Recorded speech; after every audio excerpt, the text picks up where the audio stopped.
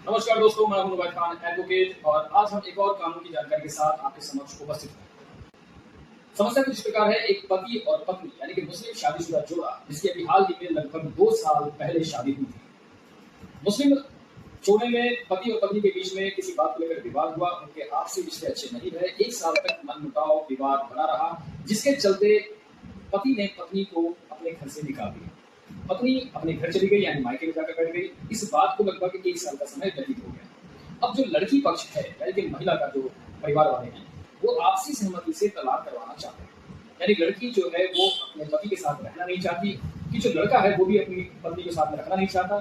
लेकिन यहाँ पर जो सहमति से तलाक की बात आई, तो वहां पर लड़के ने क्या किया, लड़का तलाक देना नहीं चाहता। लड़के ने स्पष्ट इनकार कर दिया कि वो तलाक नहीं देगा। इसी तरीके से उसको बिना तलाक दिए रहेगा, यानी कि रखेगा भी नहीं और तलाक भी देगा। तो ये कहीं ना कहीं उस पति की मानसिक स्थिति को दर्शाता है कि वो व्यक्ति के दिमाग में क्या चल रहा है, उसका इरादा क्या है, इंटेंशन क्या है। यानी कि वो कहीं ना कहीं समाज में भ्रांति फैली हुई है, वो उसी को दिमाग में रखे हुए है कि अगर वो तलाक नहीं देगा तो ताउम्र वो लड़की जो है वो बिना शादी किए यानी दूसरी शादी नहीं कर सकती, बिना शादी से रहना पड़ेगा। लड़की चाहे तो वो तलाक कानून के जरिए यानी कि अदालत के समक्ष प्रस्तुत होकर प्राप्त कर सकती है। तो चलिए आज हम बात करते हैं मुस्लिम महिलाओं के संबंध में जो कानून है उस पर बात करते हैं।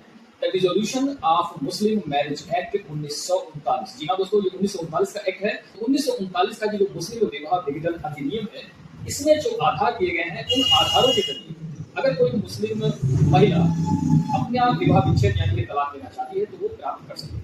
आइए हम आधारों की बात कर लेते हैं, क्या है वो आधार।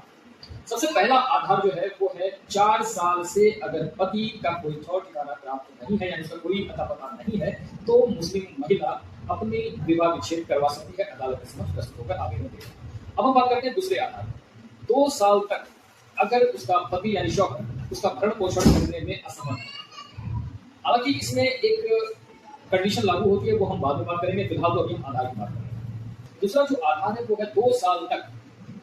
2 साल तक अगर भरण पोषण करने में असमर्थ है पत्नी यानी शौहर, तो भी वो तलाक ले सकती है। तीसरा आधार है 7 साल तक या फिर उससे अधिक का कोई कारावास का दंड अगर उसको पति को हुआ है, यानी कि शौहर को अगर किसी भी अपराध की सजा 7 साल या उससे अधिक की होती है, तो वो उसमें पत्नी जो है वो तलाक ले सकती है। अब जो चौथा आधार है वो है 3 साल तक वैवाहिक कर्तव्यों का पालन करने में असमर्थ रहना, यानी शौहर जो है वो वैवाहिक कर्तव्यों का पालन नहीं कर सका अगर 3 साल तक, तो भी तलाक ली जा सकती है।